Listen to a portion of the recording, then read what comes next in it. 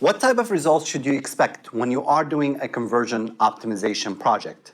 What guarantees success in a conversion optimization process or project? What type of process should you follow? What pages should you optimize first? Those are some of the many questions that we hear from people who are interested in conversion optimization. Thank you for joining a new webinar by invesp. As usual, we have team members who are on standby to answer any questions, to engage you in a conversation. So you can use the Q&A feature at the GoToWebinar to ask any questions you might have. You can also send us your questions via Twitter. We are using the hashtag InvestCRO. You can tweet at us at Invesp. We like to do these webinars very interactive. That's the reason we would love to hear from you. If you are watching a webinar recording, make sure that you subscribe to our YouTube channel. We like to do these webinars every couple of weeks, so stay tuned, try to join as much as you can, and keep an eye on the channel. With that, I have my partner, Ayat Shakeri, with us. Ayat, thank you. So what makes a conversion optimization project successful? What type of process do we typically follow to ensure success? And we've been doing conversion optimization for a while. We've been doing conversion optimization for a while, and our process really has changed a lot over the years. We've been doing it for the past 10 years. So really, as long as you follow a methodology, you'll be able to see those results, the 35, 45, 55% increases in conversion rates. So let's talk about the conversion optimization process. And I know how the process used to look 10 years ago and how the process looks nowadays.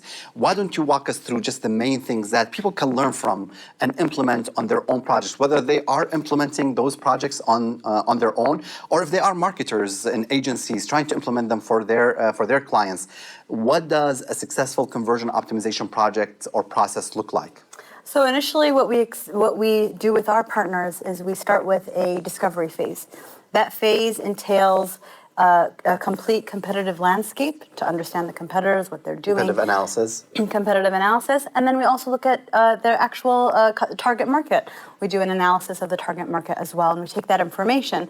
And then we create also a conversion roadmap to give our partner a sense for the next 3 to 4 months what you could expect in terms of tests that we'll be deploying. Very good. So let's talk a little bit about the conversion roadmap. And I think that's something that we've introduced after a couple of years of doing conversion optimization.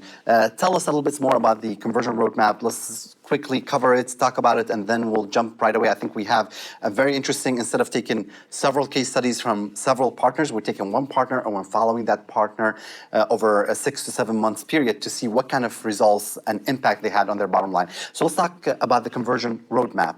Tell us a little bit more about it, how it's developed, what kind of things that people who are listening or watching this webinar need to know about it. So what we do again with our conversion roadmap, Khaled, is we try to look at the first 3 to 4 months. What are the tests that we're going to be deploying? What are the framework elements that we're going to be focusing on within those first 3 to 4 months of testing? And then from there, again, it's just a matter of getting the information from the competitive analysis, getting the information from the customer analysis, and really feeding that into that roadmap to enhance it and ensure that we're giving our partners the right tests. So when we talk about the conversion roadmap, it's not a long-term, it's not like a 12-month plan, but rather a shorter time frame. So it's more a dynamic document. How come we don't do something for 12 months, 24 months? What's the rationale behind that? Again, it's something because it's always adapting, it's always changing. It's not a roadmap that is, once we have it in place, it doesn't change at all. Because we're continuously testing, we're always updating it and changing it based on the results. As you're learning something from different tests, that feeds into the conversion roadmap, that feeds into the data that you have, and then you'll be able to adjust that conversion roadmap. Excellent. With that, let's jump into the particular partner. If you want to give us set the ground for us with that particular partner, and then we'll jump into the different case studies that we've done with that one partner. So this partner was an online bookstore, and they offered basically discounted prices for college textbooks for the students and the parents of the students. Oh, the parents as well. Well, the parents are always looking for a really good bargain. Okay, very good. That makes sense. I think some of us been in college recently, or are parents of of students who might be in college soon. So we can always appreciate that low prices. So that's the partner. What year you said they've been established? 2006. So they've been doing it for a while. Yes. What were some of the challenges that we saw? Some of the test problems were that we saw a high exit and bounce rate on their homepage. We also noticed that the website offered the visitors the different ways to interact with the site. So they offered a way to buy books, they offered a way to sell books, they offered a way to rent books. But of course, what we noticed was the visitors were only navigating to the buy book pages. We also wanted to see that there was the same priority for the different elements on the page. So we wanted to make sure that we differentiated the priority. And there was the overuse of different marketing messages. We wanted to make sure we honed in on that and really reduced because it was reducing the overall impact of the value proposition. So typically we say that there is a primary conversion goal for any page on the website. For this particular website, there are 3 different things that they offer. You can rent, you can buy, you can sell textbooks. Yet we want to emphasize one of them, but don't completely kill the other two messages. So that's a challenge trying to do that. Right. You just have to make sure that you balance that for them in order for them to achieve the goal of getting visitors to all the different pages, and so the visitors can actually see what they offer. Very good. And so what was the very first test hypothesis? And the first test was conducted on the homepage of the site? Yes, on the homepage. And what was the first test hypothesis? The hypothesis was by clarifying the value proposition and anticipating cognitive progression through design, click-through and conversions will increase. So, cognitive progression, we keep on hammering that concept.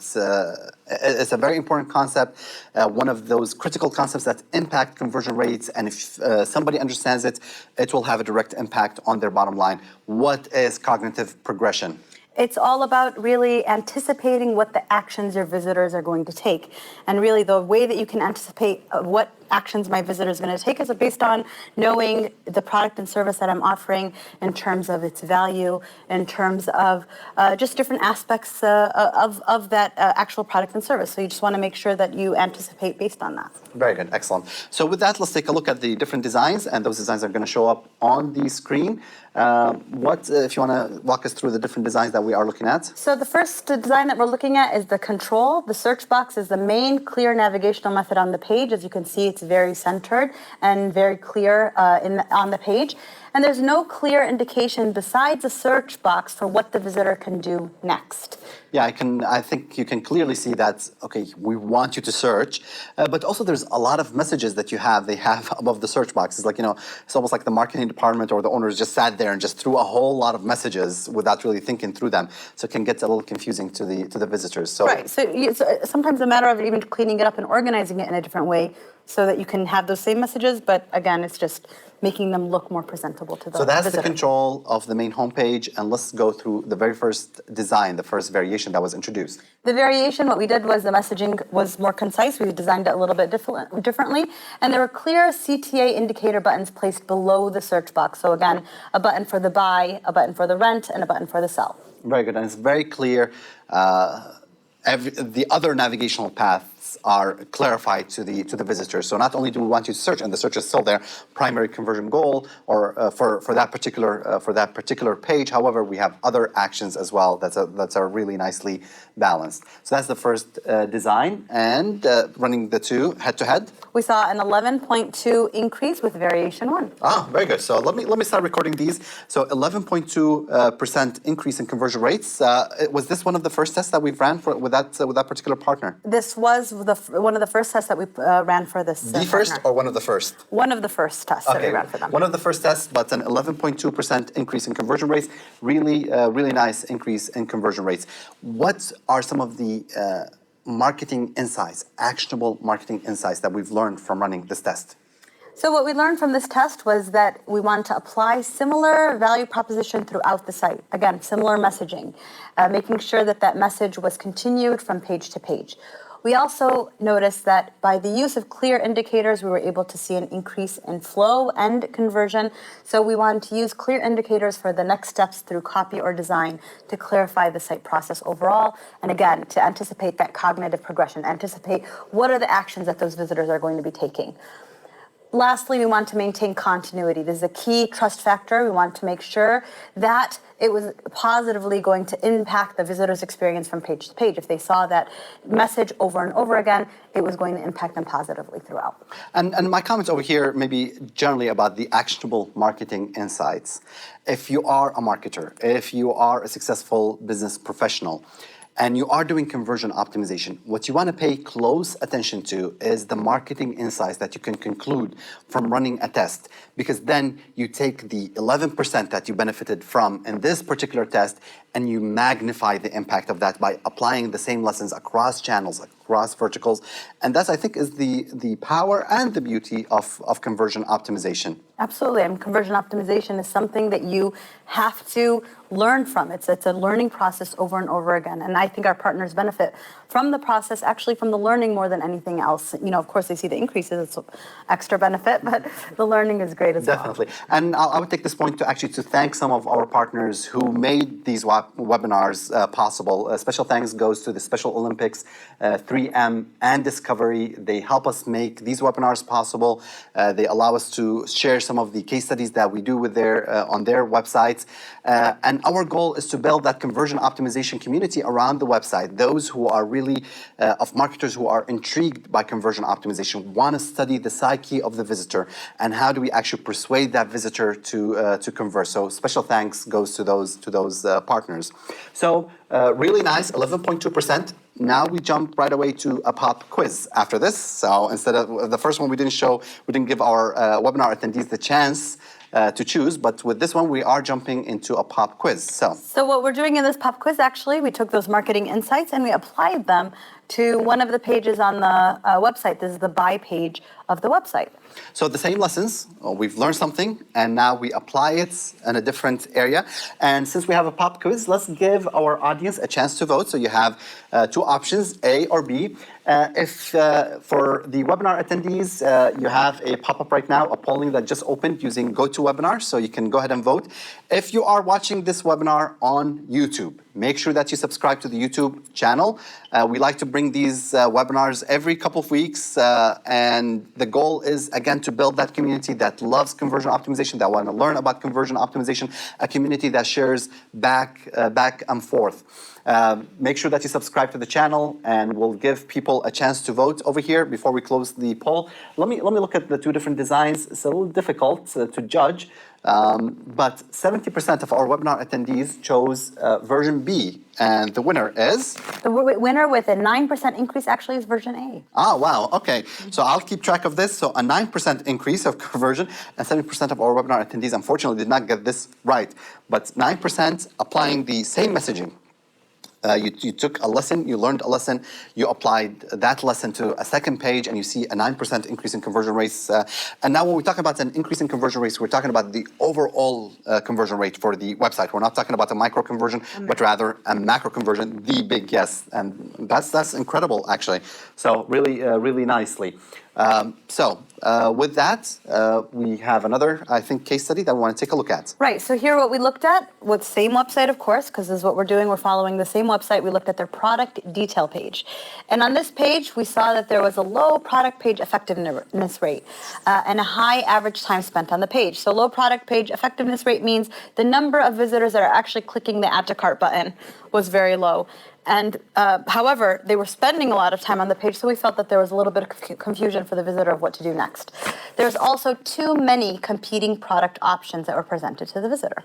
Very good. Product page effectiveness rate is one of those metrics that not many people measure, although it really measures the persuasiveness of your product pages, their ability to persuade visitors to convert. We're not talking in this case about a macro conversion, but rather the ability, just that click on the add to cart. So you definitely should set up a funnel, a goal to measure that in whatever analytics program. And that's one of the first things that we do. I mean, when we go through the discovery phase with our partners, is we actually focus on creating those funnels for them, because a lot of times our partners don't have those funnels created themselves. Very good. Yeah, typically lots of times when we see those, when we look at an e-commerce website or even a lead gen or a content type website or a subscription website, I think the most I've seen was about 7 to 8 different goals set up for the website. And typically we tell people that you need to set up anywhere between 20 to 35 different goals, because that really allows you to understand how visitors are interacting with your website. So what was the hypothesis for this third test? And I want to look at the numbers: 11.2, 9%. I'll just say 11% just to round it up, and 9%. What was the hypothesis for this test? This test, by increasing the scent and reducing the clutter on the page, and enhancing the copy and design to match the visitor expectations, this will lead to increased conversions. So again, too much clutter on a page reduces scent. And we talked about cognitive progression before, which is anticipating the visitor's actions. When we talk about buyer momentum and scent, it's a little bit different. That's on-page optimization, making sure that you're persuading them to actually click on that add to cart and move forward. So it's kind of like a balancing act between cognitive progression, what is the visitor expecting to see, and at the same time maintaining the scent. How did the visitor get to the page? How do I keep them going, following that scent? It's almost like a hunt until they get to the conversion. Let's take a look at the control. So the control, what you can see is there's a lot of clutter. There's a lot of details that are overwhelming the CTA. And the text that's there, which is the description of the actual book, is not very conducive to converting. There's also social media icons that are taking major real estate on the page. Social media icons, I know people debate that. How beneficial are they? I know we've done quite a bit of testing with social media icons. Are they very effective? Are they as effective as people perceive them to be? We don't want to remove them completely from the website, but we do find that the actual conversions that happen as a result of social media are very low. So again, that's why we don't want to necessarily put them in a prime real estate place, and we place them on the page above the fold. However, they're not taking up major real estate. Actually, I think what's interesting, we just published an infographic on the invesp blog, and it talks about Facebook advertising and how that one advertising unit, I'm not sure how they measure that, in Facebook costs about 120% more in 2015 compared to 2014. So it's a lot more expensive, and the return, the conversions, are not necessarily as high as email. Email seems to be a lot more effective. Right, we see that continuous climb with email. However, with social media, we don't see it as much. It seems like it's flatlined to a certain extent. Very good, excellent. And with that, by the way, if you probably get those emails from us, but make sure that you subscribe to our email list. We send a monthly digest that summarizes some of the best, most shared blog posts from the invesp blog. We also share some of the webinar videos, announcements for next month, so make sure that you subscribe to those videos. So let's look at the first challenger, the first variation. First variation is we added something called the quick price wording. In this particular variation, we used blue and blue box colors. We also reduced the clutter and removed unnecessary text. The description isn't necessarily unnecessary. However, we did reduce that because we felt that in this case, it wasn't conducive to conversion. And then we also placed the social media icons above the fold, but still in a more useful place. So this is sort of interesting because actually going and reducing the product description, the partner must have had the heartburn with something like that, because it's unusual to do something like that. What was the rationale behind that? Remember, this is a college bookstore. So they're offering textbooks for college students who are receiving a syllabus from their professor. They already know the description. All they need to do is get the ISBN number, put it in the search, and they just need that book and buy it. Yeah, I don't recall in college days really worrying about the book description. Is like, just give me the book, make sure it's the right book for the right class, and we're done. So that definitely made sense. We did not do away with the description, but we minimized it. Yes. Okay. So the second design, the second challenger to the original design. Similar design completely. However, what we did was we just changed the colors. The quick price check was actually a yellow color rather than a blue color. Very good. So now another opportunity for our audience members to vote. For those of you who are watching the webinar live, now it's your chance to vote. And as you see, there's the original design, design 0, and then we have the two challengers, design 1 and design 2. If you are watching this webinar on the YouTube channel, that means you've missed the webinar. However, you have a chance to subscribe to our YouTube channel. Make sure that you subscribe to the YouTube channel. Make sure that you visit the invesp blog and subscribe to our email newsletter. It only comes out once a month, and it has the most shared items on our blog in the different social media platforms. So we are allowing people to vote, and we just opened a poll, and let's see what are the results. And I see it's almost split 50-50 between design 1 and 2. So why don't you tell us the winner? So actually design 2 with a 15.3% increase in conversion. Not bad, not bad. So 15.3% increase in conversions. So that's an 11% and 9%, 15. Really nice, build up. So that is excellent. And what was the confidence level for this test? For this test, we saw a 93.1% confidence level. Not bad. So we typically aim for the 95% confidence level. 93% confidence level is very acceptable. We say between 85 to, obviously 99% confidence level. That's what we look for, that range. Very good. Excellent. So what are some of the marketing insights that we've learned from, going back, actionable marketing insights, kind of the heart of this test? What did we learn that we can apply to other portions of the site? What are some of the lessons that marketers who are attending this webinar, the business professionals, the website operators or owners watching this webinar, what can they learn from this test? So there are a few things that they can learn. Number one is increasing scent by prioritizing the most important elements on the page above the fold. Again, it's that main real estate area. That's a very important real estate area above the fold. You want to make sure that the most important elements are there and they're prioritized. If there's something that's not adding direct value to the purchase process, you must remove it from that critical point. Also, less is more. Capitalize on that buyer momentum. Again, in this case, we didn't include the product information. It's relevant. However, because we felt that it wasn't going to, increase the conversion, we didn't want to necessarily include it. Understand what are the pain points for your visitors.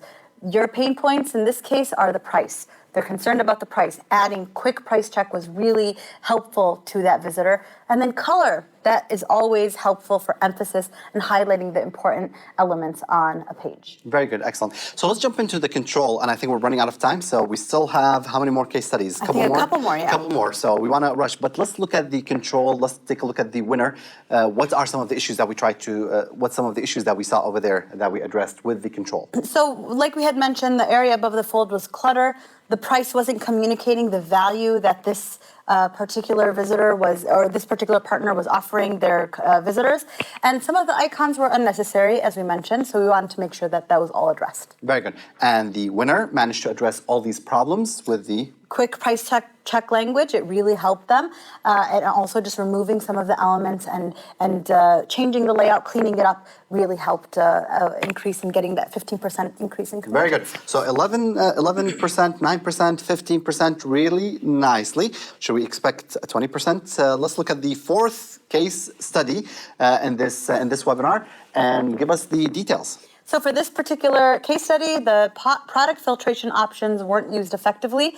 And although the quick price check widget increased the product page effectiveness rate, we want to still continue to see that the website average order also, we wanted to see that improved as well. Very good. So with that, we are going to open up yet another pop quiz to our webinar attendees, and we're showing them two different variations. So one of them is the previous winning design. And we're running it against a new design. Walk us through some of the things as people are voting, and we just opened the poll. So you have two options, 1 or 2. Kind of give us some feedback about the new design that we introduced over here. The new design, we added some buttons next in the quick price check so that they can click rather than a link.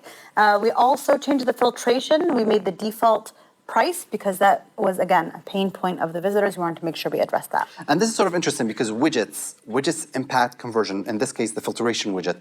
Lots of e-commerce websites, lots of content websites, lots of lead gen type websites. They just throw them there without really thinking through it. But if you pay close attention to, you can see a really nice impact on conversion rates. So the results are in, and we are talking 82% of our webinar attendees, 85% are voting for the new design. For the new design, and they're right.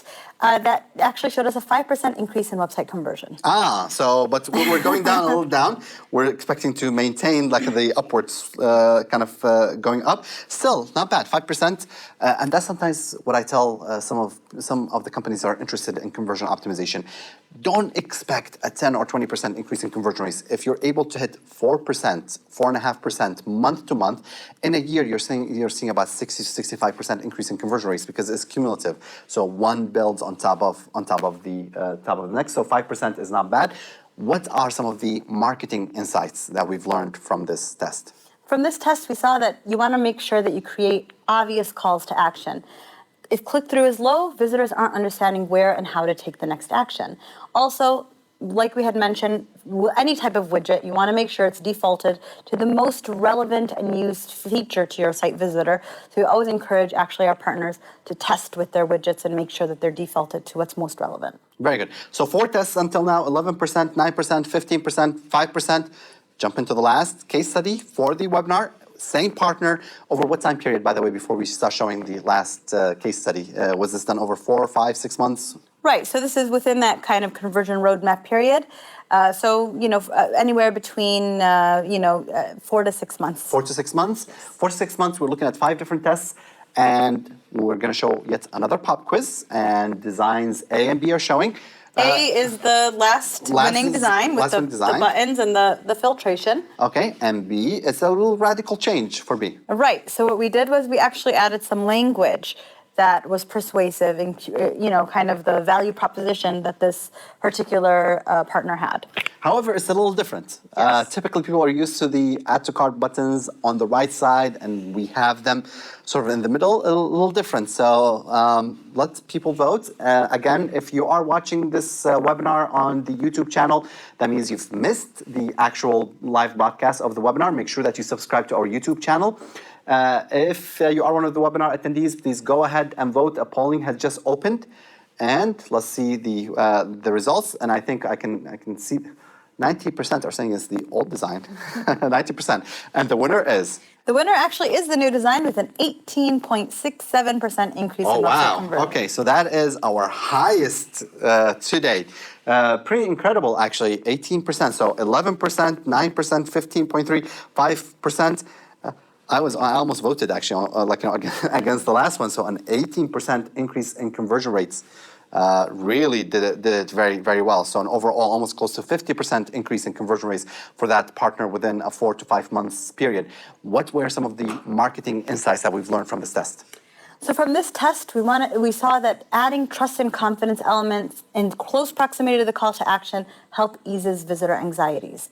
So again, adding that wording of our promise and what they were going to receive as benefits was very beneficial to the visitors. Understanding site visitors' needs and wants helps you address their concerns through design and content. If you don't know who your visitors are, if you don't have, target market segments defined, if you don't have personas created, it's going to be very difficult to actually address your customers' needs. And then highlighting what distinguishes your company to your visitor will persuade them to move forward with your website as opposed to any other. Very good. So excellent. We've covered 5 different case studies for the partner in 4 to 6 months period. 11%, 9%, 15%, 5%, 18%. Excellent, amazing results, almost a 50% increase in conversion rates. If you are doing a $10 million with doing 5 months, that gave you a 50% increase. That's almost a $5 million increase in revenue. That is pretty incredible. Before we conclude this webinar, if you are interested in learning more about conversion optimization, you can always go to Amazon.com, search for conversion optimization, the art and science of converting prospects into customers, our Amazon.com best-selling book. Also, our goal from conducting these webinars is to build a community that loves conversion optimization, that breathes conversion optimization, that wants to learn about conversion optimization. So help us out by doing a couple of things. First, subscribe to our YouTube channel. Second, visit the invesp blog and subscribe to our email list. This way, you will stay informed about the latest in conversion optimization. We only send a monthly digest, so you're not overwhelmed with the number of emails. Third, we actually released our A/B testing engine. You can get an absolutely free account, and this is a limited time offer. You can get a free account using to use the A/B testing engine. There's plenty of videos that are going to explain how to use it. It's one of the most easiest testing engines available in the market, and we are making it available for free to our email list subscribers, to our webinar attendees. So make sure that you go to invesp.com or pi.invesp.com, and that's spelled as pii.invesp.com, and get yourself a free account. If you like this webinar, make sure that you share it with a friend or a colleague. Again, that is the goal from doing these webinars. We come to you from our Istanbul studios. This is the second webinar that's conducted in the Istanbul studios. Stay tuned. In 2 weeks, we're going to have the upcoming webinar is about Value proposition. Value proposition, and what kind of uplifts in conversion rates we're going to see. 90%. A 90% increase in conversion rates. Pretty incredible. So we look forward to having you join us in the next webinar. Until then, take care, and we'll see you guys soon.